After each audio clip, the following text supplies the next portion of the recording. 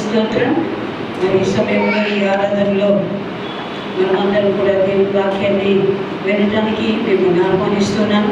దేవుడు మైంపరచబడాలని నేను కోరుకుంటున్నాను.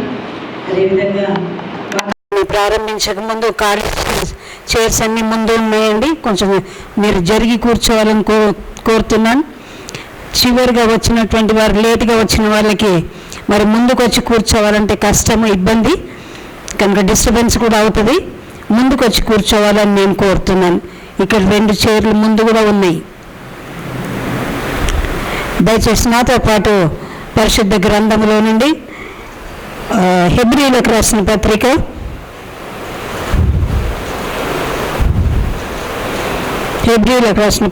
12వ అధ్యాయం 18వ వచనం నుండి 26వ వచనం వరకు మనం మార్చి చదువుకుందాం. దయచేసి లేచి నిలబడి మనం ఈ వాక్యాన్ని చదువుకుందాం. దయచేసి ముందుకు జరగండి. దయచేసి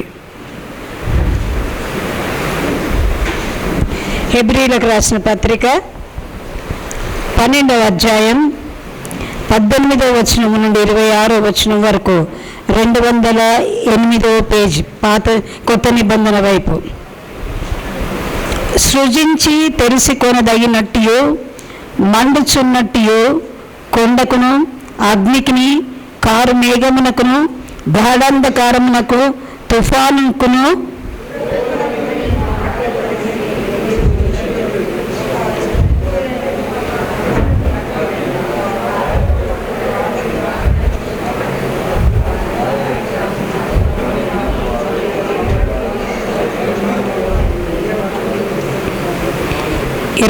వచనం. మరియు ఆ దర్శనం ఎంతో భయంకరంగా ఉన్నందున మోషే, నేను మిక్కిలి భయపడి వణుకుచున్నాను. నేను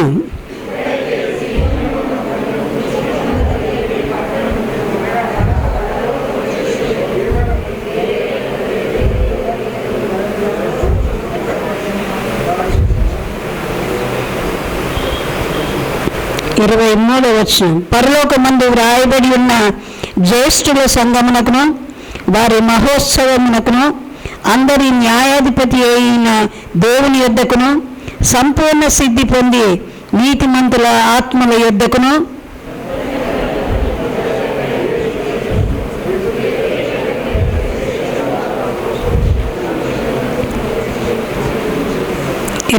వచనం. మీకు బుద్ధి చెప్పుచున్న వానిని నిరాకరింపకుండానట్లు చూచుకొనిడి. వారు భూమి మీద నుండి బుద్ధి చెంపిన వానిని నిరాకరించినప్పుడు తప్పించుకొనకపోయిన ఎడల పరలోకం నుండి బుద్ధి చెప్పుచున్న వానిని విసర్జించు మనము తప్పించుకొనకపోవుట మరి నిశ్చయము కదా. 26వ వచనం అందరం చదువుకుందాం.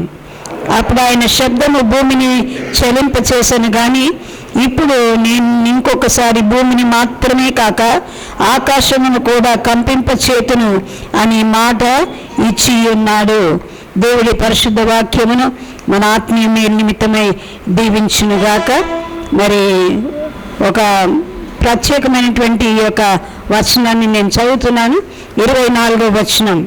క్రొత్త నిబంధనకు మధ్యవర్తి అయిన యేసు వద్దకును హేబేలు కంటే మరి శ్రేష్టంగా పలుకు ప్రోక్షణ రక్తమునకు మీరు వచ్చి ఉన్నారు. దేవుడి పరిశుద్ధ వాక్యాన్ని దీవించునుగాక. ప్రార్థన చేసుకుందాం. పరిశుద్ధుడైన దేవానికి స్తోత్రాలు, వందనాలు ప్రభా. నాన్న, పరిశుద్ధమైనటువంటి నీ మాటలు మేము తండ్రి చదివి ఉంటున్నాం ప్రభా. ఈ మాటలు మాకు మీరు తండ్రి బోధించండి, నేర్పించండి. మీరు ఏ ఉద్దేశంతో ఈ మాటలు పరిశుద్ధ గ్రంథంలో మన పరిశుద్ధాత్మ ద్వారా ప్రేరేపించి పరిశుద్ధమైనటువంటి నీ యొక్క నాయన తండ్రి ప్రభా సేవకుల ద్వారా, ప్రవక్తల ద్వారా, నాయన అపోస్తలుల ద్వారా వ్రాయబడినటువంటి ఈ మాటలు నాయన మాకు మేలుకరంగా ఆశీర్వాదకరంగా ఉండినట్లుగా తండ్రి ప్రభా మీ యొక్క నాయన సన్నిధిలో మేము ఏ విధంగా ఉండాలో, మేము ఏ విధంగా ప్రభా నాయన నీ సన్నిధిలో నాయన తండ్రి ప్రభా నిలబడవలసి ఉంటుందో ప్రభా ఒక్కసారి ప్రభా మాకు నేర్పించండి తండ్రి. నాయన చదవబడినటువంటి వాక్యాన్ని దీవించండి. నిత్య జీవ మాటలు కలిగినటువంటి దేవుడు తండ్రి, మా జ్ఞానం సరిపోదు తండ్రి, మా యొక్క బుద్ధి సరిపోదు ప్రభా. నాయన తండ్రి ప్రభ మాకు బోధించండి. మంచి బోధకుడు ప్రభ, వాక్యమైనటువంటి దేవుడు, మాట్లాడే దేవుడు ప్రభ, నాయన హృదయాలను పరిశీలించే దేవుడు, ఎవరికి ఎటువంటి వాక్యం అవసరమైనదో నాయన ఎరిగినటువంటి దేవుడు, ఎవరెవరు ఎటువంటి సందేహములతో ఉన్నారో వారి సందేహాలను ప్రభ మీరు తీర్చగలిగినటువంటి దేవుడు కనుక తండ్రి ఈ వాక్యాన్ని మాకు బోధించమని ప్రార్థిస్తున్నాం. అయోగ్యురాలు లేనటువంటి నన్ను మీ శిలువ చాటును మరుగుపరచండి నాయన. నీ మాటలు పలుకుటకు నా యొక్క అపవిత్రమైనటువంటి పెదవులను నాయన నాలుకను తండ్రి పవిత్రపరచండి. నీ రక్తంలో ప్రభ కడిగి శుద్ధీకరించండి. నా తలంపుల ఆలోచనలు, నా చదువు, నా జ్ఞానమును కొట్టివేసి మీ జ్ఞానముతో మీ యొక్క ఆత్మ చేత నాయన తండ్రి ప్రభ నాయన మరి ఒక్కసారి మీరు నూతనంగా అభిషేకించి నాయన నీ పక్షంగా సంఘం ఎదుట ఈ వాక్యాన్ని బోధించుటకు నన్ను ఒక చిన్న పాత్రగా మీరు వాడుకోమని ప్రార్థిస్తున్నాం. నేను కూడి వచ్చిన సంఘాన్ని అంతా కూడా మీరు దీవించండి.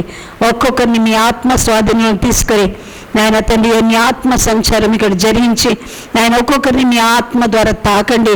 వాక్యం ద్వారా తండ్రి హృదయం అనే తలుపు మీద తట్టండి ప్రభా. నాయన తండ్రి ఈ యొక్క వాక్యము మా జీవితానికి ఆశీర్వాదకరంగా ఉండినట్లుగా మీరు ఈ వాక్యాన్ని గొప్ప చేసుకొని మీరు మహిమ పొందమని, రావాల్సినటువంటి బిడ్డలను మీరు త్వరపెట్టి మీరు తీసుకొని రమ్మని యేసు నామములో అడిగి ప్రార్థిస్తున్నాను తండ్రి, ఆమేన్. దయచేసి కూర్చోండి.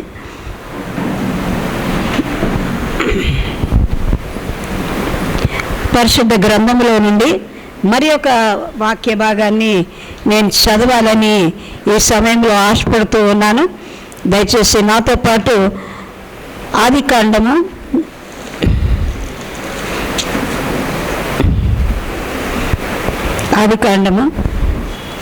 4వ అధ్యాయం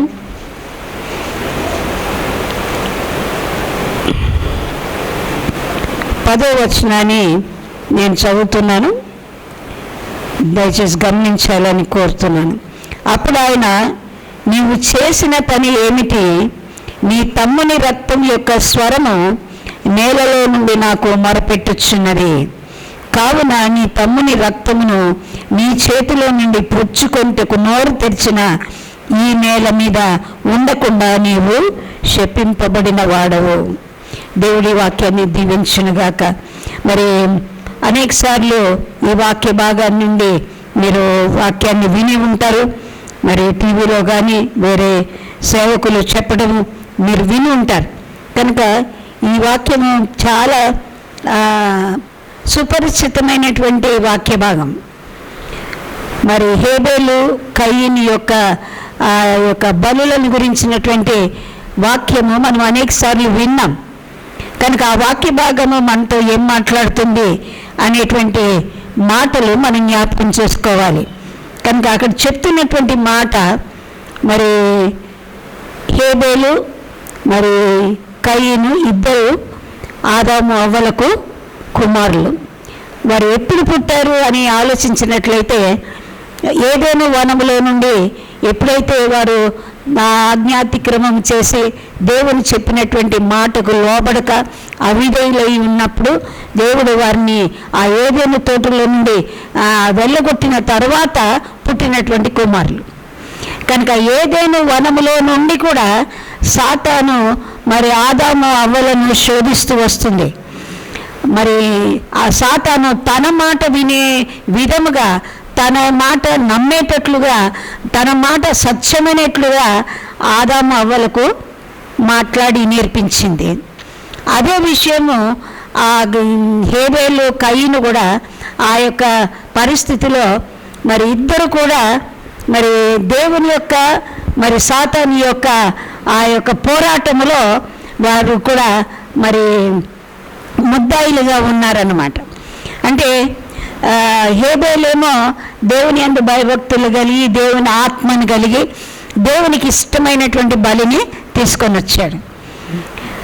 మరి కయీనైతే అపవాది చేత ప్రేరేపించబడ్డాడు, అపవాది యొక్క ఆత్మ చేత నింపబడ్డాడు. కనుక నేనెందుకు హేబేలు అర్పించినట్లు నేను పశువులను కానీ, గొర్రె కానీ, మేకను కానీ నేను దేవునికి అర్పించాలి? నేను వేరే రకమైనటువంటి అర్పణను నేను తీసుకొని వస్తాను. కనుక he wants to be different. అనేకులకు వేరుగా ఉండి నేను చేయాలి అని తన సొంత జ్ఞానాన్ని ఉపయోగించి దేవునికి ఇష్టమైనదేదో అది చేయడానికి ఇష్టపడలేదు, కానీ తన ఇష్టాన్ని నెరవేర్చుకోవడానికి తన యొక్క పొలంలో నుండి ఆ యొక్క పంట పొలాల నుండి దేవునికి అర్పణలను తీసుకొని వచ్చాడు. కనుక దేవుడు హేబేలు యొక్క అర్పణను అంగీకరించాడు, మరి కయీను యొక్క అర్పణను అంగీకరించలేదు. కనుక దేవుని చెప్తున్నటువంటి మాట ఈ 4వ అధ్యాయంలో మనం చూసినట్లయితే 6వ వచనాన్ని నేను చదువుతున్నాను. యెహోవా కయీనుతో, నీకు కోపమేలా? ముఖము చిన్నబుచ్చుకొని ఉన్నావేమి? నీవు సత్క్రియ చేసిన ఎడల తల ఎత్తుకొనవా? సత్క్రియ చేయని ఎడల వాకిట పాపము పొంచి ఉండును. కనుక దేవుడే మరి కయీనుతో మాట్లాడుతున్నాడు. 5వ వచనంలో మనం చూసినట్లయితే కయీను అతని అర్పణను ఆయన లక్ష్య పెట్టలేదు కాబట్టి కయీనుకు మిక్కిలి కోపము వచ్చి అతను తన ముఖము చిన్నబుచ్చుకొనగా. కనుక ఏదైనా విషయం మన జీవితంలో వ్యక్తిగతంగా కానీ కుటుంబంలో కానీ జరిగినప్పుడు మరి అక్కడ జరిగినటువంటి మాట ఏంటంటే, మనము దేవుడు ఇష్టపడ్డా, దేవుడు లక్ష్యం చేశాడా, దేవుడు అంగీకరించాడా, దేవునికి ఇష్టమైనదా అని మనం ఆలోచించి ఏ క్రియ అయినా చేయవలసి ఉంటుంది. అర్పణలు కానీ, దేవునికి కృతజ్ఞత ఆరాధన కానీ, దేవునికి ఇష్టమైనటువంటి ప్రార్థన కానీ, దేవునికి ఇష్టమైనటువంటి జీవితం కానీ, దేవునికి ఇష్టమైనటువంటి మన క్రియలు ఆయన అంగీకరించాలి. మనకు సంతోషం కలిగించేవి కాదు, కానీ దేవుని సంతోషపెట్టేవిగా ఉండాలి. అందుకనే ఆ కయీను చేసినటువంటి క్రియ, ఈ ఫోన్ బాగలేదు, కయీను చేసినటువంటి అర్పణ దేవుడు అంగీకరించలేదు. దేవుడు అంగీకరించకపోతే మరి కయీను చిన్నబుచ్చుకున్నాడంట, ముఖము చిన్నబుచ్చుకున్నాడంట. కనుక నీ యొక్క హృదయం చిన్నబుచ్చుకున్నావో, నీవు సంతోషిస్తున్నావో, నీవు దేవుని మహింపరుస్తున్నావో, నీ ముఖమే దేవునికి కనబడుతుంది. He can see your inner face. మనం పైన ముఖాన్ని చూస్తాం, కానీ దేవుడు మన హృదయంలో నుండి మన ముఖం మీదకి వచ్చేటువంటి ఆ పరిణామాన్ని లేదా ఆ ప్రవర్తనను, ఆ ఫలితాన్ని దేవుడు చూస్తాడు. కనుక అంగీకరించలేదు కాబట్టి ఆయన ముఖం చిన్నబుచ్చుకున్నాడు, కోపం తెచ్చుకున్నాడు. దేవుడు అడుగుతున్నాడు, నీవు ఒకవేళ సత్క్రియ చేసుకున్నాళ్ళ నీ తల ఎత్తుకొని ఉండవా? నువ్వు సత్క్రియ చేయలేదు అని ఇండైరెక్ట్గా దేవుడు చెప్తున్నాడు అన్నమాట. కనుక చాలాసార్లు మరి దేవుడు అడిగేటువంటి ప్రశ్నలకి మనకు జవాబు ఉండదు. దేవుడు కయీను దర్శించి కయీనుతో అంటున్నటువంటి మాటలు, నీ తమ్ముడు ఎక్కడ? నీ తమ్ముడైన హేబేలు ఎక్కడ? కనుక మనం కూడా చాలాసార్లు మనం చేసేటువంటి క్రియలు ఎవ్వరు చూడట్లేదు కదా అని అనుకుంటాం. అర్పణను అంగీకరించలేదు, దేవునితో వాదించాలి. లేదా ప్రభువా, నా అర్పణ నీవు ఎందుకు అంగీకరించలేదు? దానిలో ఏ లోపం ఉంది నాకు తెలియజేయి ప్రభా, ఒకవేళ నేను తప్పు చేసినట్లయితే నన్ను క్షమించు అని దేవుణ్ణి అడగాల్సింది కయీను. కానీ అడగకుండా ఆ కోపం ఏ విధంగా తనలో మార్చుకున్నాడంటే, తన హృదయంలో ఆ కోపము ఈర్ష్యగా మారింది, ఈర్ష్య పగగా మార్చింది, ఈ పశువుగా మార్చింది. అతడు ఉండకుండా ఉంటే బాగుండును అన్నంత వరకు తన యొక్క కోపము ఆయన ఆ లెవెల్కి తీసుకొని వెళ్ళింది అన్నమాట. కనుక పొలంలో ఒక్కడుగా ఉన్నప్పుడు ఆ కయీను హేబేలు మీద పడి ఆయనను చంపాడు. ఆయనను చంపినప్పుడు, హేబేలుని చంపినప్పుడు ఆ కత్తులతో ఎన్ని పోట్లు పొడిచారో మనకు తెలియదు. కానీ ఆ పోట్లు పొడిచినటువంటి ప్రతి గాయం నుండి రక్తం కారుతుంది. ఆ రక్తం కారి ఆ నీళ్ళలో పడింది. ఆ నీళ్ళలో పడినటువంటి రక్తము మొరపెట్టిందంట. కనుక నీ తమ్ముడైనటువంటి హేబేలు యొక్క రక్తము నేలలో నుండి నాకు మొరపెట్టుచున్నది. The blood క్రయెత్. ఈరోజు అంశం ఏంటంటే రక్తము మొరపెట్టుకుంటుంది. మనం కూడా అది ఆలోచించాలి. అందుకని మరి పరిశుద్ధ గ్రంథంలో ధర్మశాస్త్రాన్ని ఇచ్చేటప్పుడు దేవుడు చెప్తున్నటువంటి మాటలు ఏంటంటే, మీరు రక్తాన్ని తినకూడదు, రక్తంలో ప్రాణం ఉంది. అంటే రక్తము అంటే మన శరీరంలో దాదాపుగా 5.6 లీటర్స్ ఆఫ్ బ్లడ్ ఉంటుందని చెప్తాం. అది రొటేట్ అవుతూ ఉంటుంది. ఆ రొటేట్ అయ్యేటువంటి ఆ యొక్క రక్తములో ఒక్కొక్క బిందువు, ఒక్కొక్క డ్రాప్ మనం పరిశీలించినట్లయితే కొన్ని వందల కణాలు ఉంటాయి. రెడ్ బ్లడ్ సెల్స్, ఆర్బీసీ అంటారు. ఆ ఆర్బీసీలో అక్కడ లైఫ్ ఉంది. అది ఆ ఆక్సిజన్ తీసుకుంటుంది, ఆక్సిజన్ వలన అది జీవిస్తుంది అని మనం అనుకుంటున్నాం. కానీ ఆల్రెడీ ఆర్బీసీలో దేవుడు ఆ జీవాన్ని పెట్టాడు. కనుక ఆ యొక్క రక్తము ఎప్పుడైతే చిందించబడిందో ఆ పొలములో, ఆ క్షణము నుండి మన యొక్క తెలుగు బైబిల్లో రక్తము అని ఉంది. రక్తము అనే దానికి ఇంగ్లీష్ బైబిల్లో కొన్ని ట్రాన్స్లేషన్స్లో it is called as bloods, రక్తములు అని ఉంటుంది. అంటే ఒక్కొక్క రక్త బిందువు రక్తములతో సమానం. కనుక ఆ రక్తాలన్నీ కూడా కలిసి దేవునికి మొరపెట్టుకుంటున్నాయంట. హేబేలు అడగలేదు, ప్రభువా నాకు ఎందుకు ఈ విధంగా జరిగింది, నా యొక్క అన్న నన్ను ఎందుకు చంపాడు, నేనేం తప్పు చేశాను, ఆయన అర్పణ నువ్వు ఎందుకు అంగీకరించలేదు, నువ్వు అంగీకరించి ఉంటే ఒకవేళ ఆయన నన్ను చంపకుండా ఉండునేమో అని హేబేలు దేవునితో మాట్లాడలేదు. కానీ హేబేలు యొక్క రక్తము దేవునికి మొరపెట్టుకుంటూ ఉంది. ద బ్లడ్ క్రయెత్, దేవునికి కేకలు వేసి ఆ యొక్క రక్తము మొరపెట్టుకుంటూ ఉందంట. కనుక ఆ యొక్క కేకలు, ఆ స్వరము, ఆ శబ్దము భూమిలో నుండి దేవునికి వినబడింది. మనుషులకు వినబడలేము, లేదా కయ్యూనుకు వినబడలేదేమో, ఆ తల్లిదండ్రులకు ఆదాము అవ్వలకు వినబడలేదేమో, కానీ దేవునికి వినబడింది ఆ కేక.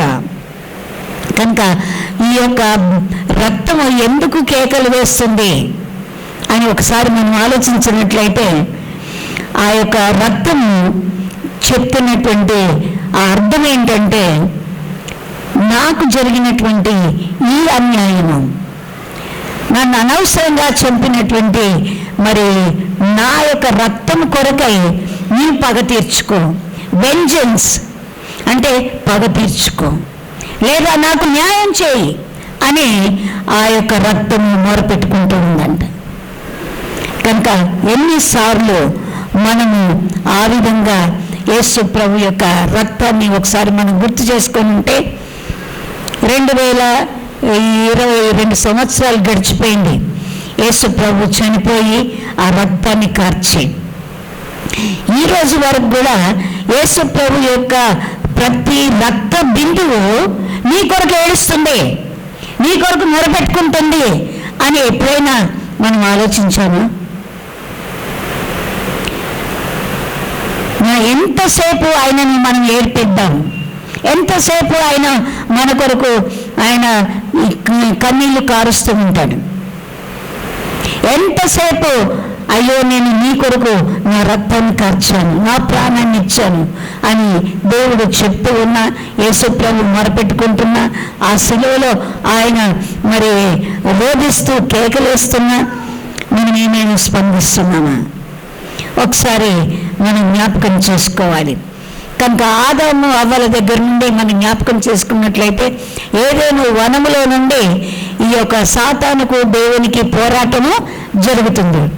దేవుని బిడ్డలకు సాతాను యొక్క వెంబడించేటువంటి వారికి పోరాటం జరుగుతుంది. ఆ విధంగానే మనం జరుగుతున్నటువంటి ఈ యొక్క లోకంలో మంచి చెడు అనే రెండింటి మధ్య మరి ఆ యొక్క పోరాటం జరుగుతుంది. ఏది మంచిది, ఏది చెడుది? కానీ ఏదైతే చెడు అయిందో దానినే మనుషులు అంగీకరిస్తున్నారు, కానీ మంచి దానిని అంగీకరించలేనటువంటి స్థితిలో మనుషులు ఉంటున్నారు. కనుక మన శరీరాన్ని ఒక్కసారి మనం జ్ఞాపకం చేసుకున్నట్లయితే మన శరీరము మనలో ఉన్న ఆత్మతో పోరాడుతుంది. అందుకనే యేసు ప్రభు కూడా చెప్తున్నటువంటి మాట, గెత్సెమనే తోటలో శిష్యులతో చెప్తున్నటువంటి మాట ఏంటంటే, శరీరము బలహీనమే, ఆత్మ సిద్ధమే. కనుక శరీరము ఆత్మకి ఎప్పుడు పోరాటం జరుగుతూనే ఉంటుంది. మన కుటుంబాల్లో కూడా చాలాసార్లు యేసు ప్రభు చెప్పినటువంటి మాటలు ఏంటంటే, ఒకవేళ కుటుంబంలో 5 ఉన్నట్లయితే 3కి విరోధంగా 2 ఉంటారంట, 2కి విరోధంగా 3 ఉంటారంట. కనుక నేను భూమి మీద అగ్ని వేయటానికి వచ్చాను. తండ్రి కుమారులకు పడదు, తల్లి కూతుర్లకు పడదు, మరి అక్క చెల్లెళ్ళకు పడదు, అన్నదమ్ములకు పడదు, తోడుకోడళ్ళకు పడదు, స్నేహితులకు పడదు. ఎవరు నేను నమ్మలేనటువంటి పరిస్థితిలో ఉన్నాం. అది ఎవరు తీసుకొని వస్తున్నారు? ఆ భేదాన్ని, ఆ డిమార్కేషన్ని ఎవరు తీసుకొని వస్తున్నారు? సాతాను. కనుక సాతాను జయిస్తేనే ఈ కాన్ఫ్లిక్ట్స్, ఈ ఆర్గ్యుమెంట్స్, ఈ అసమాధానకరమైనటువంటి పరిస్థితులన్నింటినీ మనం జయించగలం. కనుక ఒకరు దేవుని ఆత్మ కలిగి ఇంకొకరు సాతాను ఆత్మ చేత ప్రేరేపించబడినప్పుడు ఎప్పుడు అక్కడ సమాధానం ఉండదు, కలయిక అనేది ఉండదు, సమాధానంగా ఉండదు, ఎప్పుడు కూడా విరోధ భావమే. కనుక ఆ విధంగా ఆ కయీను హేబేలు మొదలుకొని జరుగుతూనే వస్తుంది. ఆ రైవల్రీ అనేది, ఆ శత్రుత్వం అనేది మొట్టమొదటి నుండి కూడా వస్తూనే ఉంది. అది ఎక్కడైనా ఆగిందా? ఎక్కడ ఆగలేదండి. ఇంకా ఎక్కువైపోతుంది, కానీ అది తగ్గటం లేదు. కనుక కయీను సాతాను చేత ప్రేరేపించబడ్డాడు, హేబేలు దేవుని ఆత్మ కలిగి దేవుని ఇష్ట ప్రకారంగా తను చేయాలని అనుకున్నాడు. కనుక కొన్నిసార్లు మన వ్యక్తిగత జీవితంలో మనం చూసుకున్నట్లయితే ప్రతి ఒక్కరికి ఉన్నటువంటి మాట ఏంటంటే ఐ అనేటువంటి మాట. నేనే చెయ్యాలి, నా ద్వారానే ఇది జరగాలి, I must be the centre, I must be the star అని అనుకోవటం. అన్నిట్లో నేనే ఉండాలి అని ఎవరి ఉద్దేశము, ఎవరి యొక్క తలంపు? సాతాను యొక్క తలంపు. కనుక మరి న్యూజిలాండ్, ఫారిన్ కంట్రీస్లో వాళ్ళు ఏం చేశారంటే, ఈ ఆల్ఫాబెట్స్ అనేటువంటి ఏబిసిడి ఉంటాయి కదండి, దాంట్లో ఐ అనేటువంటి అక్షరాన్ని తీసేశారంట. ఐ అనేది దేనికి గుర్తు? ఐ అనేది ప్రైడ్, గర్వానికి, అతిశయానికి గుర్తు. కనుక అది మనుషుల్లో ఉండకుండా ఆ ఐ అనేటువంటి ఆల్ఫాబెట్ను తొలగించారంట. ఐ అనేటువంటి పదం దగ్గర వారు ఏం మాట వాడతారంటే యు అనేటువంటి మాట, అంటే నీవు అని మాట్లాడు. నేను కాదు, నీవే ముఖ్యం అని అంటామండి మనం. నేనే ముఖ్యం, నేనే చెయ్యాలి, నాకే మంచి పేరు రావాలి, ఈ ఆలోచన అన్నమాట. కనుక అటువంటిది ఉన్నప్పుడు కయీను యొక్క స్వభావము మనలో ఉన్నట్లు మనం గుర్తించాలి. ఐ అనేది ఎప్పుడైతే మన జీవితంలో ఉంటుందో it will destroy the relationship. ఆ యొక్క సంబంధాలని అది తగ్గొడుతుంది అన్నమాట, అసమాధానపరుస్తుంది అన్నమాట. ఫ్యామిలీస్లో ఉన్నటువంటి అసమాధానాన్ని తొలగిస్తుంది అన్నమాట. There is no relationship even in the families.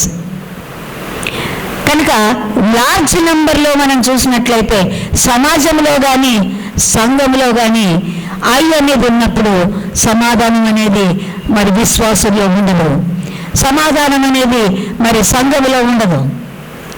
కనుక అందరూ కావాలి, నేను ఉండాలి, నాతో పాటు అందరూ చేయాలి, అందరికీ నేను అవకాశం ఇవ్వాలి అనేటువంటి ఆలోచన ఉండాలి.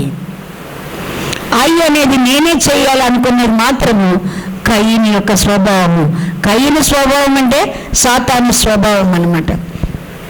కనుక మరి దేవుడు అడుగుతున్నటువంటి మాట ఏంటంటే, వాట్ హ్యావ్ యూ డన్? నీ ఏ పని చేసితివి? నువ్వు చేసిన పని ఏమిటి? ఒప్పుకుంటున్నాడా కయీను? ఒప్పుకోవట్లేదు. నేను చేశాను, నా తమ్ముని చంపాను, నేను పాతి పెట్టాను, ఎవరికి తెలియదు అనుకున్నాను అని దేవునితో అనట్లే. దేవునికి కూడా తెలియదులే అనుకొని దానికి జవాబు చెప్పట్లేదు. కనుక నీవేమి చేసేటివి అన్నప్పుడు దేవుడే చెప్తున్నాడు దానికి ఆన్సర్. నువ్వు చెప్పకపోయినా నాకు తెలుసు, నువ్వేం చేస్తున్నావో నాకు తెలుసు, నీవేం ఆలోచిస్తున్నావో తెలుసు, నీ క్రియలను నేను చేస్తున్నాను, చూస్తున్నాను. రహస్యంగా నువ్వు చేసేది, నీ పలికే ప్రతి మాట రికార్డ్ అయిపోతుంది. కనుక తల్లిదండ్రులకు కూడా తెలియదు అనుకున్నాడు.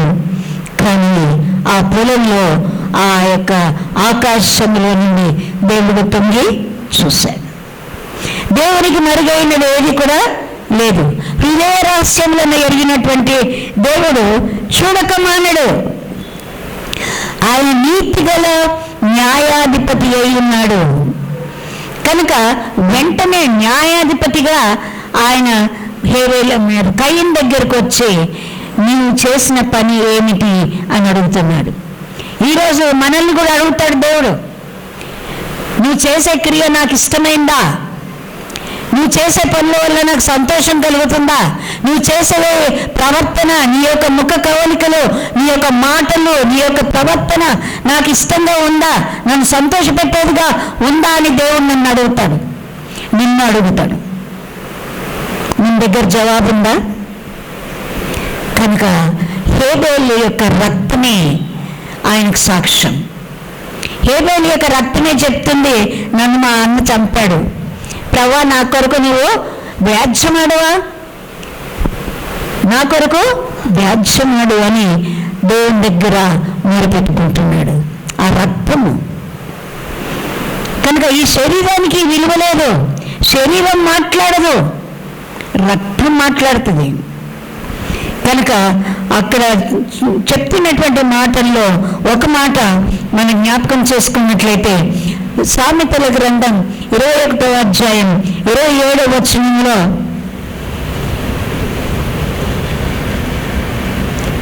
భక్తిహీనులు అర్పించే బలులు హేయములు.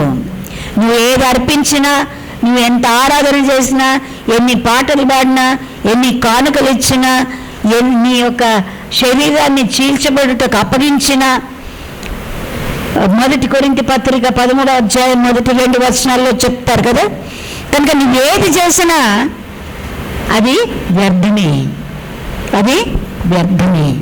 నీ బలులు దేవుడు అంగీకరించాడు. దురాలోచనతో అర్పించినలా అవి మరీ హేయము.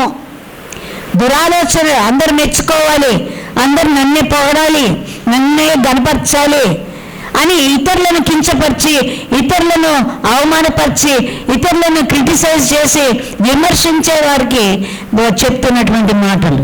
మీరు ఎంత బలిలో అర్పించినా, దురాలోచనగా మీరు అర్పించినా అది మరీ హేయము అని దేవుని వాక్యం చెప్తుంది. కనుక అర్పణమే కాదు, దేవుని కొరకు మనము ఏది చేసినా దురాలోచనతో, మరి స్వాతిశయముతో, స్వార్థముతో, ఏదైనా మళ్ళీ నాకు లాభం వస్తుంది అనేటువంటి ఆలోచనతో, ఒకవేళ పేరు ప్రతిష్టల కొరకు మనం ఏది చేసినా దేవుడు దానిని అంగీకరించడు. కనుక మనం ఇతరులను ఎన్నిసార్లు మనం కించపరుస్తున్నాం, ఎన్నిసార్లు వారిని అవమానపరుస్తున్నాం. కనుక ఒక మాట సామాజికంగా వాడుతూ ఉంటారు, ఏంటంటే క్యారెక్టర్ అసాసినేషన్ అని. ఒక మనిషి మీద వారి యొక్క ప్రవర్తన, వారి స్వభావము, వారి యొక్క పర్సనాలిటీ మీద చెడు ప్రభావం తీసుకురావడానికి ఎన్నో కల్పిస్తూ ఉంటారు. కనుక అటువంటి వారికి దేవుడు చెప్తున్నటువంటి మాట ఏంటంటే, I am the lord who see. నేను చూసే దేవుడను. I am the lord who can see. నేను చూచే దేవుడను, నీకు ప్రతిఫలాన్ని ఇచ్చే దేవుడు. ప్రతిఫలము గురించి దేవుడు ఎన్నో మాటలు చెప్పాడు. నువ్వేది విత్తుతావో అదే కోస్తావు, ఏది విత్తుతావో దానికంటే విస్తారంగా కోస్తావు. నేను చాలాసార్లు చెప్పినటువంటి ఉదాహరణ ఏంటంటే, ఒక్క మామిడి పీసు మనం భూమిలో పెట్టామనుకోండి, అది ఒక 5 ఏళ్ల తర్వాత ఫలాలు ఇచ్చింది అనుకోండి, ఒక 100 కాయలు ఇస్తుంది ఒక సంవత్సరం. 2వ సంవత్సరం 150 ఇస్తుందేమో, 3వ సంవత్సరం 300 ఇస్తుందేమో. కనుక ఒక్క చిన్న తప్పు, ఒక్క చిన్న విమర్శ, ఒక్క చిన్న హర్ట్, ఎవరినైనా నువ్వు దుఃఖపరిచినా, కించపరిచినా, అవమానపరిచినా, వాళ్ళ యొక్క రక్తము మొరపెట్టుకున్నప్పుడు ఆ విధంగా నీ ప్రతిఫలాన్ని కోసుకుంటావు. దేవుని వాక్యం చెప్తుంది, నేను కాదు. కనుక మనం ఏది విత్తుతామో అదే మనం కోసుకుంటాం. కనుక ఇతరులను చూసి, ఇప్పుడు కయీను హేబెలును చూసి అసూయపడ్డాడు, ఈర్ష్య పెంచుకున్నాడు, పగ పెంచుకున్నాడు. ఎంతవరకు చంపే వరకు తన యొక్క అసూయ కానీ, పగ కానీ, కక్ష కానీ తీరలేదు ఆయన. కానీ జరిగిన విషయం ఏంటంటే, కయీను శపింపబడ్డాడు. ఆ నేలలో నుండి ఆ రక్తము మొరపెట్టింది కనుక నిన్ను బట్టి ఈ నేల శపించబడింది. నువ్వు దేశ దిమ్మరివై తిరుగుతావు. అది ఎంత భయంకరమండి. ఒక ఇల్లు ఉండదు, ఒక వాకిలు ఉండదు, ఒక ఆస్తులు ఉండవు, ఒక కుటుంబం ఉండదు, తిరగటమే, వీధి తిరగటం అన్నమాట. భయంకరమైనటువంటి శాపం. కయీనుకి ఇచ్చిన శాపం మనకు వస్తుందని కాదు, ఇతరులకు వస్తుందని కాదు. దేవుడు ఏ శాపం ఇస్తాడో మనకు తెలియదు, ఏ విధంగా మనల్ని నలగొడతాడో తెలియదు. కనుక మన మాటల్లో, మన ప్రవర్తనలో, మన చూపుల్లో ఈర్ష్య, పగ, ద్వేషాలు, కక్షలు, అసూయలు దేవునికి కనబడకూడదు. దేవునికి కనబడకూడదంటే మనం ఎంత జాగ్రత్తగా మనం జీవించాలి. మన మాటలు తూచి ఉండాలి. కనుక దేవుని వాక్యం ఏమని చెప్తుందంటే, ఒకసారి నాతో పాటు మత్తయి రాసిన సువార్త 12వ అధ్యాయం 30వ వచనం ఒకసారి చదువుకుందాం. మత్తయి రాసిన సువార్త 12వ అధ్యాయం 30వ వచనం. నా పక్షంన ఉండని వాడు నాకు విరోధి.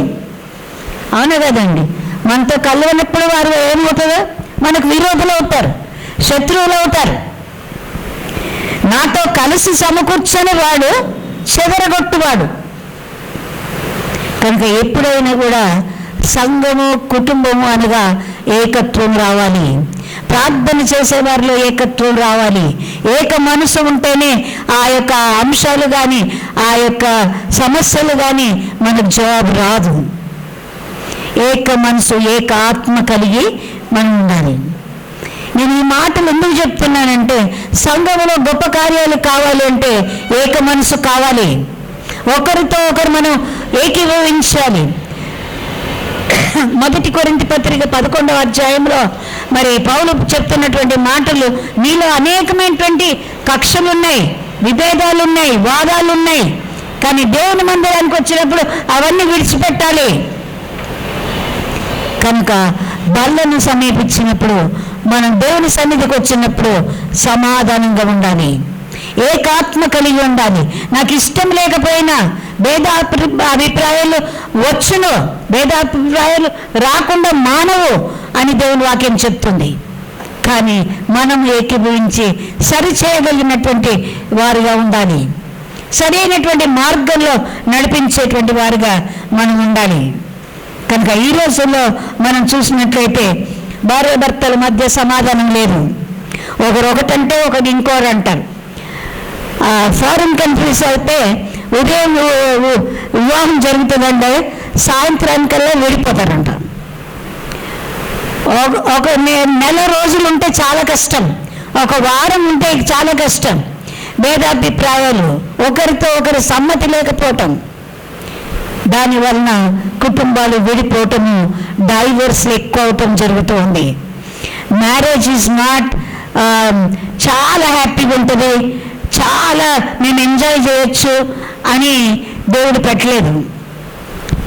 దేవుడు మ్యారేజ్ ఎందుకు పెట్టాడంటే, వివాహం ఎందుకు జరిగిందంటే ఇట్స్ ఓన్లీ అన్ అడ్జస్ట్మెంట్. నీ భార్యతో నీవు సహకరించాలి, భార్య నీతో సహకరించాలి, ఇద్దరు ఒకరితో ఒకరు సహకరించాలి.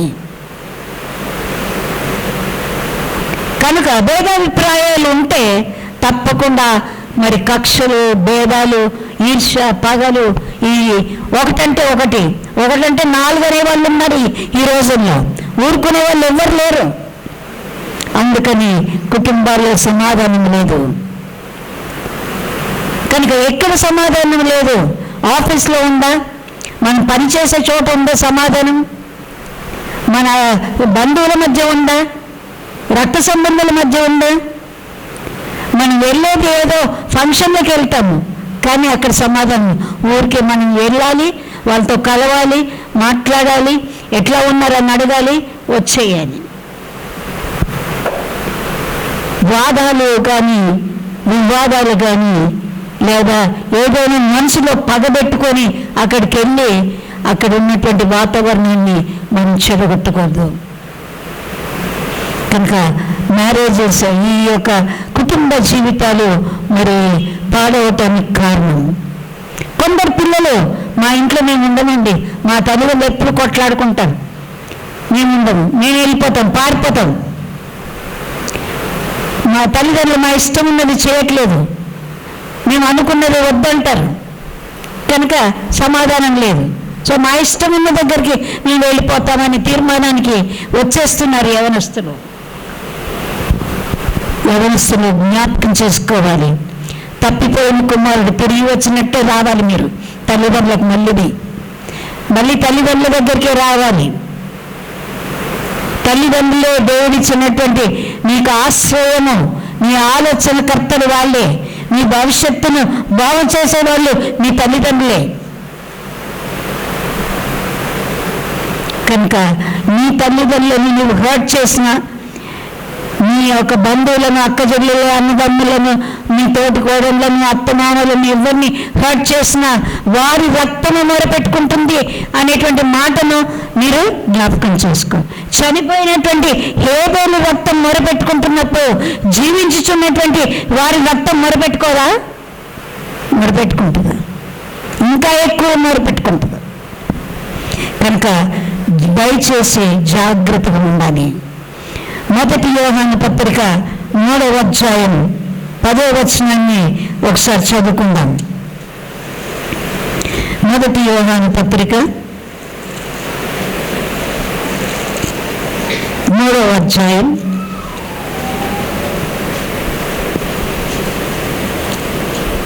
10వ వచనం.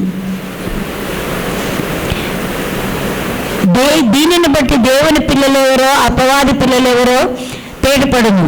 నీతిని జరిగించని ప్రతివాడును, తన సహోదరుని ప్రేమింపని ప్రతివాడును దేవుని సంబంధులు కారు. 12వ వచనం. మనము కయీను వంటి వారమై ఉండరాదు, వాడు దుష్టుని సంబంధి అయి తన సహోదరుని చంపెను. ఎవరైతే ద్వేషాన్ని పెట్టుకుంటారో, ఎవరైతే ఈర్ష్యను పెట్టుకుంటారో, ఎవరైతే పగను పెట్టించుకుంటారో ఆ యొక్క వారి స్వభావం ఏంటంటే దుష్టుని సంబంధి అయి తన సహోదరుని చంపెను. వాడు అతనిని ఎందుకు చంపెను? తన క్రియలు చెడ్డవియు తన సహోదరుని క్రియలు నీతి గలవియునై ఉండను గనుకనే గదా. కనుక మంచి క్రియలు చేసే వాళ్ళ మీద నువ్వు ఈర్ష్యపడుతున్నావు, అసూయపడుతున్నావు, నువ్వు దాన్ని అంగీకరించలేకపోతున్నావు. కనుక కయీను యొక్క క్రియలు చెడ్డవై ఉన్నవి, హేబేలు యొక్క క్రియలు నీతి గలవై ఉన్నాయి. కనుక నీవు ఓర్చుకోలేకపోతున్నావు. కనుక ఆ కయీను హేబేలు మీద పడి చంపాడు.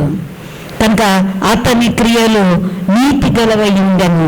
హేబేలు యొక్క క్రియలు నీతి గలవై ఉన్నాయి కనుక ఆ యొక్క రక్తము మొరపెట్టుకుంటూ ఉంది. ఆ తర్వాత మనం చూసినట్లయితే అదే పత్రికలో 4వ అధ్యాయం 20వ వచనాన్ని నేను చదువుతున్నాను. ఎవడైనను నేను దేవుని ప్రేమించుచున్నానని చెప్పి తన సహోదరుని ద్వేషించిన యెడల అతడు అబద్ధికుడగును. తాను చూచిన తన సహోదరుని ప్రేమింపని వాడు తాను చూడని దేవుని ప్రేమింపలేడు. చూడని దేవుణ్ణి ప్రేమించలేడు. అది ఎవరైనా కానీ ఇక్కడ చెప్తున్నటువంటి మాట ఏంటంటే సహోదరుడు అని అంటున్నాడు. అందరూ సహోదరులే, ఒకరికొకరు సహోదరులమే. సంఘంలో సహోదరు యొక్క సంబంధాన్ని దేవుడు చూపిస్తున్నాడు. విలువైనటువంటి అది కనుక త్వరగా మనము సంఘంలో ఏమని చెప్తామండి? ప్రేజలాడు అన్న, ప్రేజలాడు అక్క అని చెప్తాం కదా. ఎందుకు? సహోదర ప్రేమ. కనుక ఒక సహోదరుని నువ్వు ద్వేషిస్తున్నావు అంటే దేవుని ద్వేషించినట్లే. దేవుని ప్రేమ నీలో లేదన్నమాట. కనుక మనం ఎటువంటి ఆలోచనలు, ఎటువంటి ప్రవర్తన మనం కలిగి ఉన్నామో ఒకసారి మనం జ్ఞాపకం చేసుకోవాలి. కనుక ఒకసారి మనం చూసినట్లయితే మన యొక్క చేసేటువంటి పాపమే మనకు కీడుగా కనబడుతుంది. మనం చేసేటువంటి ఆ పాపపు కీడు మనకు ప్రతిఫలాన్ని ఇస్తుంది, శాపాన్ని తీసుకొని వస్తుంది. మన వ్యక్తిగతంగా ఇప్పుడు ఒకవేళ మనం చూసినట్లయితే కయీను ఒక్కడు మాత్రమే శపించబడలేదండి. కయీనుకు మాత్రమే శాపం ఉండింది అంటే ఆ విధంగా కాదు. కయీను యొక్క కుటుంబం, కయీను తర్వాత వచ్చేటువంటి ఆ యొక్క తరములో తన కుటుంబంలో వచ్చే వారందరికీ ఈ యొక్క శాపము సంప్రాప్తమైంది. కనుక నీ వలన నీ కుటుంబం నుండి శాపాలు బయలుదేరకూడదు. మనం అనుకుంటాం మేము చాలా మంచి వాళ్ళమని, కానీ అది దేవుడు మన గురించి చెప్పాలి. అందుకని రోమీయులకు రాసిన పత్రిక మనం ఎవరి మీదైనా ద్వేషం ఉందని, ఎవరి మీదైనా కోపం ఉందని, నిర్నిమిత్తముగా ఎవరితో నువ్వు జగడమాడకూడదు అని దేవుని వాక్యం చెప్తుంది. నిర్నిమిత్తం, హేతువు లేకుండా, కారణం లేకుండా నువ్వు ఎవరిని ఎందుకు ద్వేషిస్తావు? నీ కీడు చేస్తే నువ్వు ద్వేషించాలి. నీ కీడు చేయని వారితో నువ్వు ద్వేషం ఎందుకు పెంచుకోవాలి? మేలు చేసినటువంటి వారి చూడండి, సామెతల గ్రంథం 17వ అధ్యాయం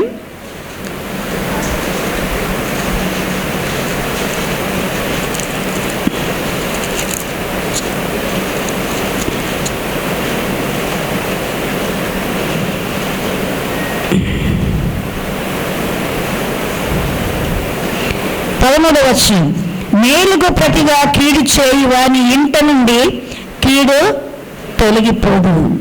నీ ఇంటి మీద వచ్చి కూర్చుంటుంది కీడు. మేలు చేసేవాడు, నీకు డబ్బులు ఇచ్చేవారు ఉండొచ్చు, నీకు ఆహారం పెట్టినటువంటి వాళ్ళు ఉండొచ్చు, ప్రేమగా చూసినటువంటి వాళ్ళు ఉండొచ్చు, ఆదరించినటువంటి వారు ఉండొచ్చు, నీ కష్టాల్లో సుఖాల్లో నీకు పాలిభాగస్తులై ఉండొచ్చు. అవన్నీ మర్చిపోయి వాళ్ళకు కీడు చేయాలనుకుంటున్నావు.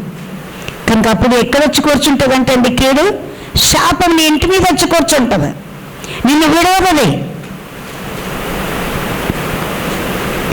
కనుక మనం జాగ్రత్తగా ఉండాలి, జాగ్రత్తగా ఉండాలి. ఆ మాటను మనం జ్ఞాపకం చేసుకున్నప్పుడు రోమీయులకు రాసిన పత్రిక 12వ అధ్యాయంలో కూడా ఒక మాట అక్కడ రాయబడి ఉంది. రోమీయులకు రాసిన పత్రిక 12వ అధ్యాయం, నీకు నిజముగా ఎవరైనా కీడు చేసినట్లయితే ఆ కీడును దేవునికి అప్పచెప్పాలి. చూడండి 19వ వచనం, ప్రియులారా మీకు మీరే పగ తీర్చుకొనక దేవుని ఉగ్రతకు చోటీయుడు, పగ తీర్చుకుంటే నా పని నేనే ప్రతిఫలమిత్తును అని ప్రభువు సెలవిచ్చుచున్నాడు అని వ్రాయబడి ఉన్నది. కనుక కీడు వలన జయింపబడక మేలు చేత కీడును జయించాలి. కనుక ఎవరైనా ఆకలి ఉంటే, శత్రువు ఆకలి కొని ఉంటే వాళ్ళకి ఆహారం పెట్టాలి. దాహం కొని ఉంటే వారికి దాహం ఇవ్వాలి. వస్త్రాలు లేకపోతే వస్త్రాలు ఇవ్వాలి. డబ్బులు లేకపోతే డబ్బులు ఇవ్వాలి. వారి మీద ఇంకా ఎక్కువ కీడు పడుతుందని. కనుక పగ తీర్చుకోవడం మన పని కాదు. దేవునికి ఉగ్రతకు మనం చోటు ఇవ్వాలి, దేవునికి అప్పు చెప్పాలి అన్నమాట. కనుక ఆ మాటను మనం జ్ఞాపకం చేసుకున్నప్పుడు మరి యాకోబు పత్రికలో ఇంకో మాట, 2 మాటలు నేను చెప్తాను. యాకోబు రాసిన పత్రిక, ఆ తర్వాత హెబ్రీ పత్రికలో మనం చదివినటువంటి వాక్య భాగానికి వద్దాం. 3వ అధ్యాయం యాకోబు రాసిన పత్రిక 3వ అధ్యాయం 6వ వచనం.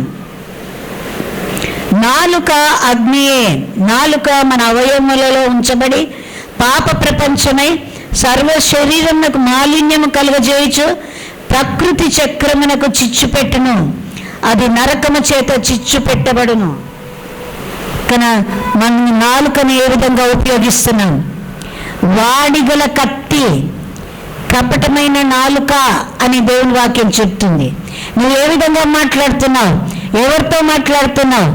నీకంటే పెద్దవారితో మాట్లాడుతున్నావా? దైవజనులతో మాట్లాడుతున్నావా? సేవకులతో మాట్లాడుతున్నావా? నీ యొక్క తోటి విశ్వాసులతో మాట్లాడుతున్నావా? నీకంటే వయసులో పెద్దవారితో మాట్లాడుతున్నావా?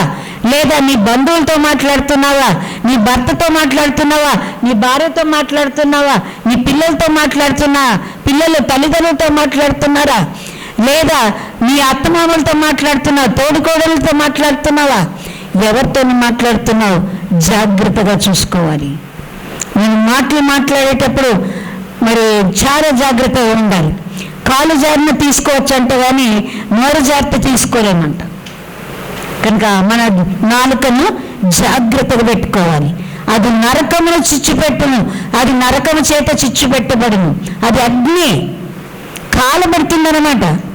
1 match stick is enough to destroy the forest అని చెప్తారు.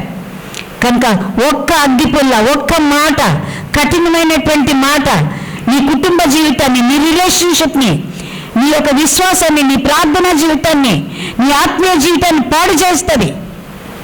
అది గుర్తుంచుకోవాలి.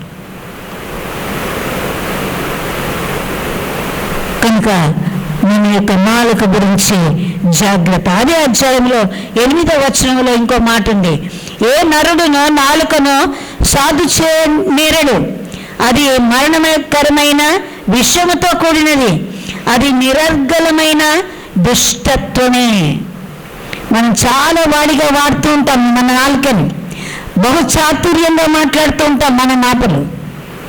కానీ ఇతరులను అది మరి కష్టపెట్టినట్లయితే, ఇతరులను దుఃఖపరిచినట్లయితే, దేవుని గాయపరిచినట్లయితే, దేవుని కంటే ఎక్కువగా మనల్ని మనం అనుకొని ఉంటే, దంబంగా ప్రవర్తించినట్లయితే అది దుష్టత్వమే. అది విషము, మరణకరమైనటువంటి విషము.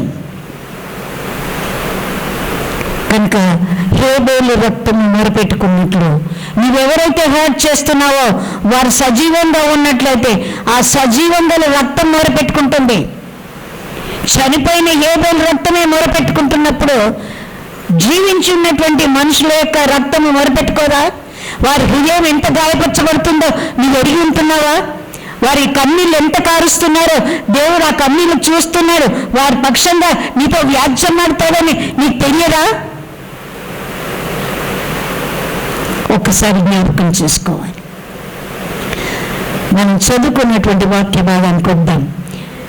హెబ్రీయులకు రాసిన పత్రిక 12వ అధ్యాయం. మేము ఎక్కడికి వచ్చామంటే ఆ యొక్క కొండకు వచ్చాం, పరిశుద్ధమైనటువంటి కొండ. ఆ రోజున ధర్మశాస్త్రం ఇచ్చినప్పుడు సీనాయి పర్వతం మీద ఆ కొండను తాకినటువంటి మనుషులు కానీ మరి జంతువు కానీ చచ్చిపోయారు, అంత పరిశుద్ధత. కానీ యేసు ప్రభు ఈ రోజున గొల్గొతా కొండలో నీ కొరకు చనిపోయాడు, నీ కొరకు తన రక్తాన్ని కార్చాడు. ఆ యొక్క యెరూషలేము వీధుల్లో ఆ రక్తం చిందించబడింది, ఆ రోడ్డు మీద ఆ వీధుల్లో కారింది. ఆ రక్తం నీ కొరకు మొరపెట్టుకోవటం లేదా? ఆ రక్తానికి నీవు స్పందించవా? ఎప్పుడు చూసి ఈ లోక సంబంధమైనటువంటి పోరాటమైనా మనకు? వీటన్నిటిని విడిచిపెట్టి ఆ శిలువలో కార్చినటువంటి ఆ రక్తము ఎంత మొరపెట్టుకుంటుందో ఒక్కసారి ఆలోచించండి. అది మొరపెట్టుకుంటుంది నీ కొరకు కొన్ని సంవత్సరాలుగా. 2000 సంవత్సరాల కిందట ఆ రక్తం చిందించబడింది. ఆ రక్తం మొరపెట్టుకుంటుంది నీకోసం. తండ్రి అయినటువంటి దేవుడు నిన్ను రేపు అడుగుతాడు, నా కుమారుని రక్తాన్ని గురించి నువ్వేం చేశావు? What have you done with the blood of Jesus my son అని అడుగుతాడు రేపు. నీ దగ్గర ఆన్సర్ ఉందా?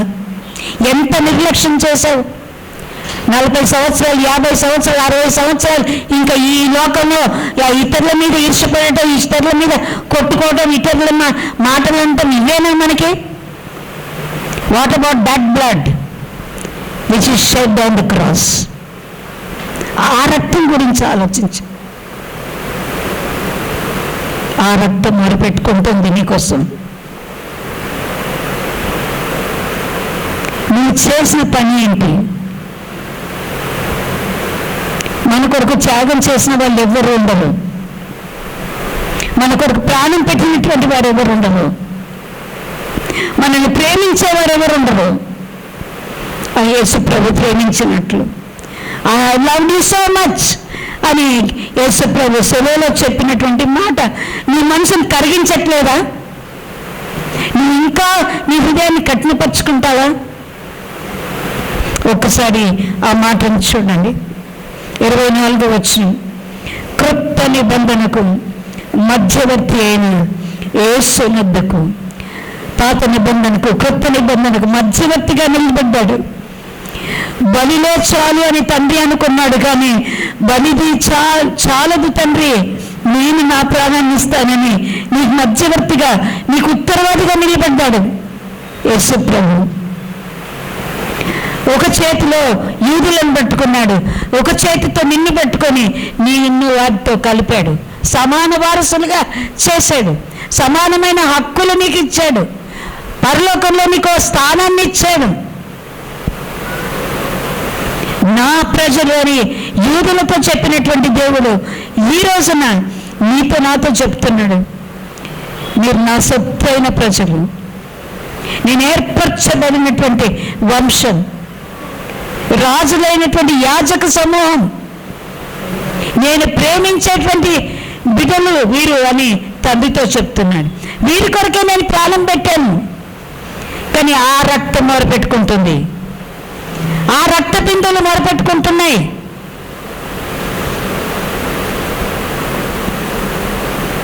కనుక నువ్వేం సమాధానం చెప్తావు? నీ హృదయాన్ని ఇచ్చావా? నీ హృదయంలోనికి యేసుప్రభుని చేర్చుకున్నావా? ఇంకా ఈ లోక సంబంధంతోనే జీవిస్తున్నావా? ఈ లోకాన్ని స్నేహిస్తున్నావా?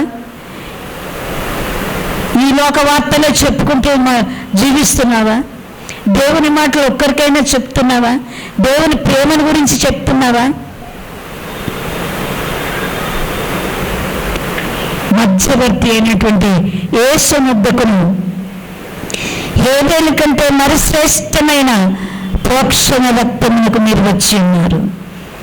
హేబేలు కంటే శ్రేష్టమైన రక్తాన్ని దేవుడు మనకిచ్చాడు, మన కొరకు ప్రోక్షించాడు.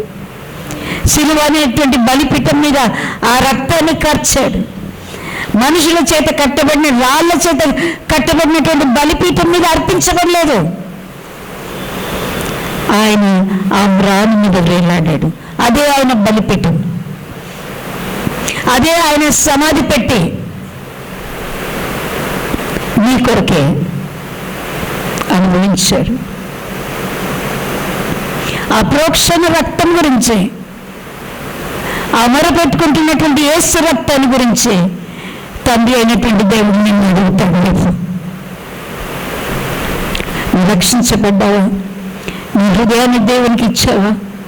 ఇంకా లోక సంబంధమైనటువంటి జీవితంలో జీవిద్దాం అనుకుంటున్నావా? ఇంకా ఇంతసేపు ఆయన నిలవబెట్టి ఏర్పింతురతని హృదయం అనేటువంటి తలుపు వద్ద నిల్చుండి ఆయన తప్పుచూ ఉన్నాడు. కొన్ని సంవత్సరాలు నీ యొక్క వయసు 60 ఉండొచ్చు, 70 ఉండొచ్చు, 40 ఉండొచ్చు, 30 ఉండొచ్చు. అన్ని సంవత్సరాలు ప్రతి నిమిషం నీ హృదయం అనేటువంటి ద్వారం దగ్గర నిలబడి తడుతూ ఉన్నాడు. నువ్వు తెరవట్లేదు. నీ హృదయాన్ని మొండి హృదయంగా మార్చుకుంటున్నావు, రాతి హృదయంగా మార్చుకుంటున్నావు, కఠిన హృదయంగా మార్చుకుంటున్నావు. దేవుని అంగీకరిస్తే నేను ఇవన్నీ మానుకోవాలి, ఈ లోక సంబంధమైనటువంటి జీవితాన్ని నేను మానుకోవాలి, ఈ వినోదాలు, ఈ యొక్క సాతాను పెట్టినటువంటి ఆకర్షణలన్నింటినీ నేను విడిచిపెట్టుకోవాలి, ఇవన్నీ నాకు కావాలి, కానీ యేసు రక్తం వద్దు అని అనుకుంటున్నావు. నువ్వు ఇంకెప్పుడు ఇస్తావు నీ హృదయాన్ని? నామకార్థ క్రైస్తవ జీవితంలో చాలామంది ఉండొచ్చు, బాప్తిజం తీసుకొని ఉండొచ్చు, రక్షణ పొందుకొని ఉండొచ్చు, బలలో పాలు పొందుతుండొచ్చు, ఆరాధనలో మంచిగా చక్కగా పాటలు పాడుతుండొచ్చు. నీ హృదయం ఎంత దూరంగా ఉంది, ఎంత సమీపంగా ఉంది దేవునికి, అంగీకరించేటట్లుగా ఉందా నీ హృదయం?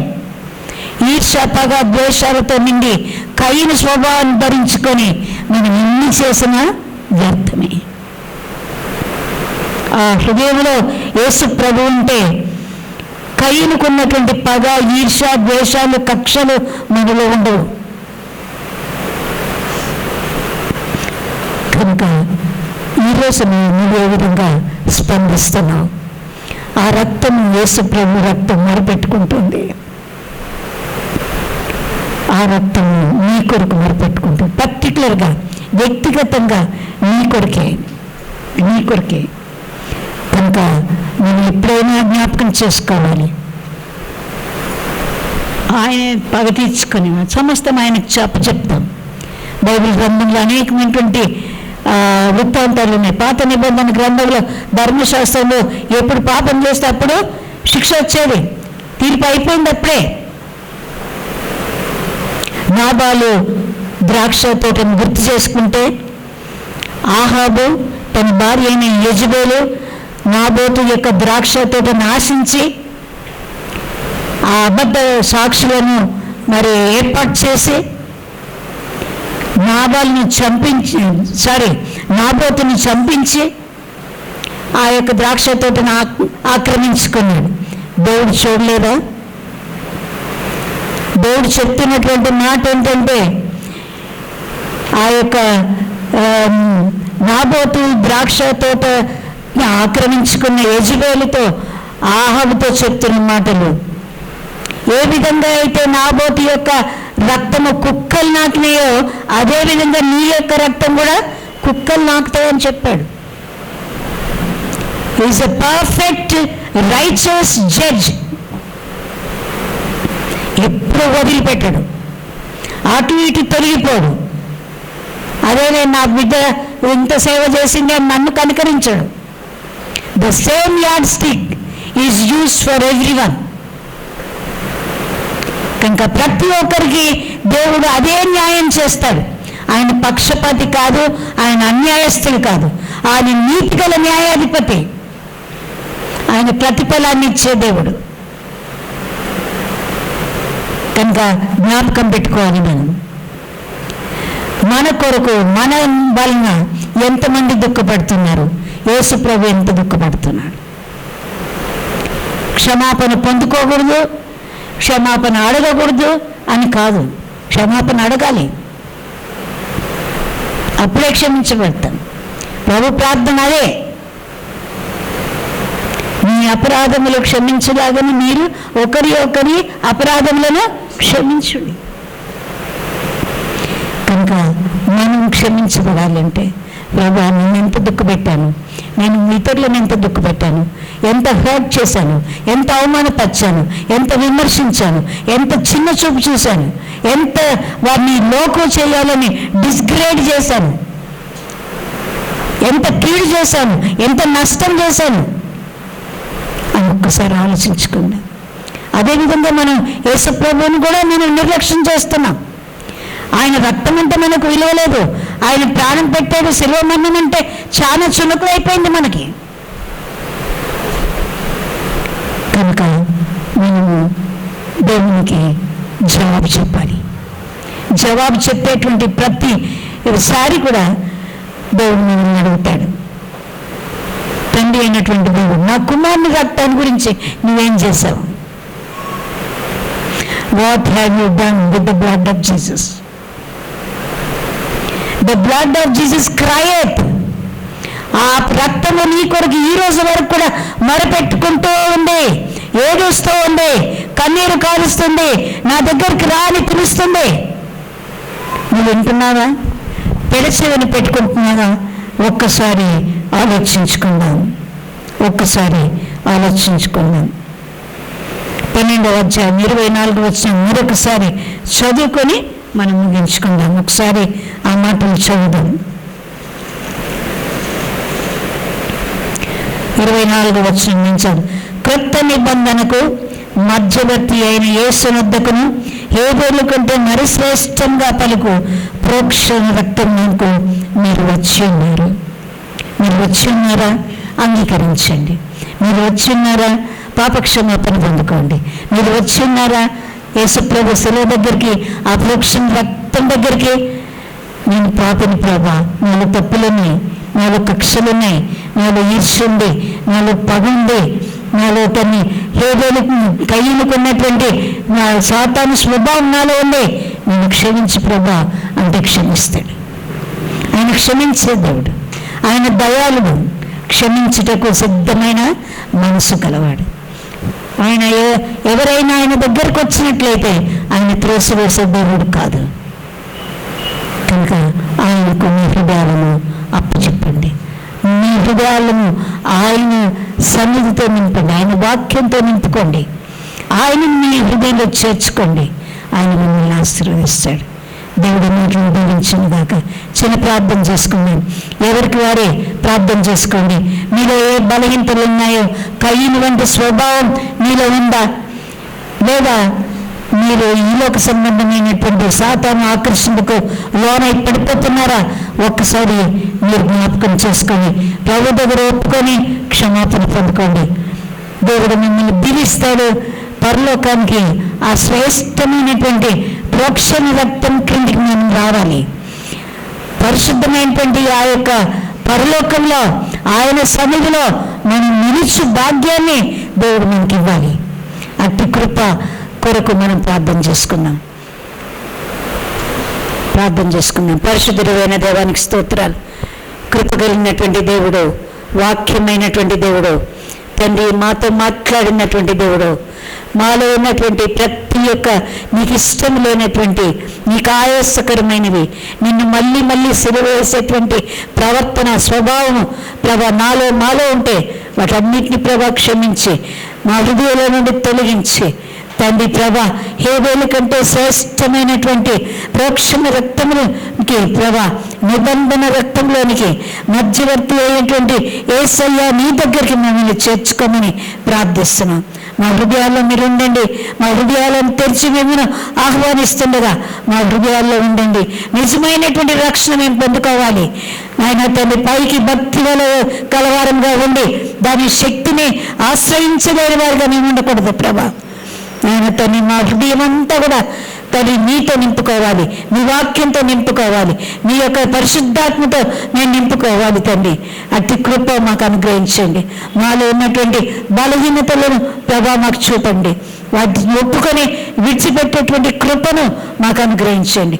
నిన్ను సంతోషపెట్టే వారంగా మేము ఈ లోకంలో జీవించడానికి ప్రతి ఒక్కరికి మీరు సహాయం చేసి నడిపించమని యేసు నామములో స్తుతించి ప్రార్థించి అడిగి వేడుకుంటున్నాను తండ్రి. ఆమేన్.